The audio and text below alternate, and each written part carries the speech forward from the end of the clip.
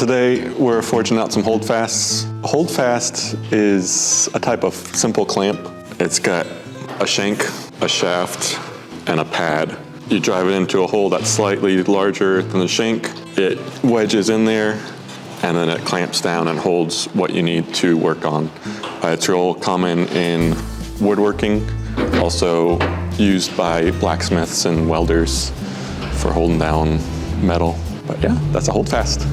I decided to try a couple different kinds of materials. I had a 3/4 inch round, which is unknown steel that's not mild. Generally, I think you can just get away with mild steel. I've got 3/4 square as well. This is cold rolled 1018. I wanted to have a nice square shoulder. You can do it where it's just a real gradual bend, but I just wanted that nice striking surface to drive it into the workbench. And then for the length of it, I wanted a 12-inch shank.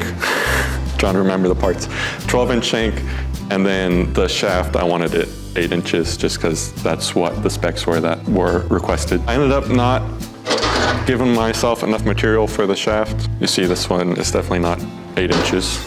It's like 5 inches. I did it again and just gave myself more material. And I just did some quick napkin math to figure out the lengths of the shank based off of taking the square and necking it down to round, that extra 25% of material.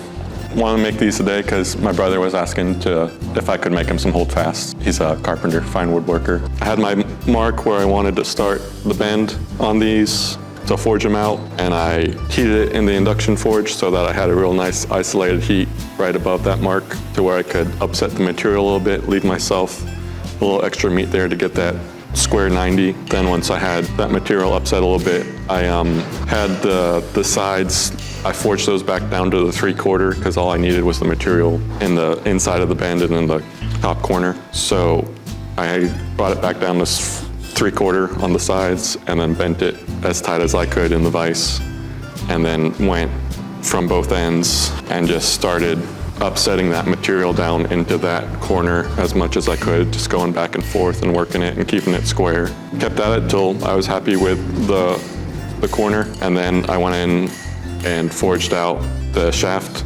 tapered it in both directions, leaving a little square chunk for the pad once I got it down to the thickness I wanted, which is a heavy quarter. I think I did 0.4 on the old DPC. So yeah, I did that, and then I isolated back here with the butcher dies, butcher tapers, and then hand forged, blended that taper in. I'll get the nice one and show you guys. So yeah, I drew a nice taper. This one I ended up, once I got it close on the drawing dies, I took it on the flats and used the flatter to match that taper and get it all nice and smooth. This one, I went and did a little hollow in the pad just so that I'm making sure that I'm making contact on the outside of the pad. So yeah, I forged my shaft, my pad, and then I went and just knocked the corners down on the flats or on the drawing dies, got it down to a octagon, and then went into the rounding dies and then planished that out and got a nice round concentric shank. Yeah, then just made sure this is straight. I gave that curve, and then because you have your hole slightly larger than your shank, it ends up sitting at a little bit of an angle. That's how it wedges in there and holds tight in there, holds fast, if it will. So this pad needs to be slightly angled, not square to the shank.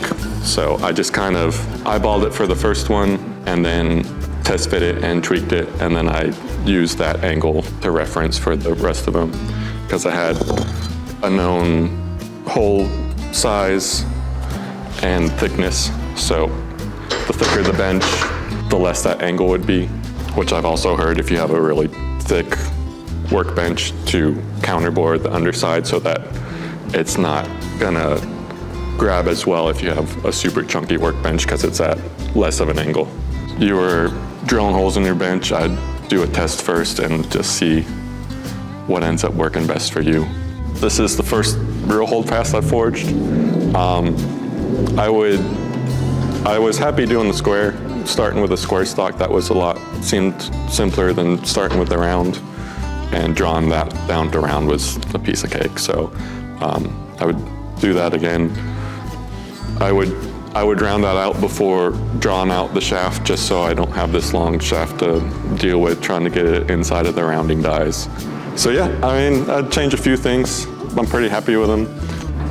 Next time I'll make a slip slow.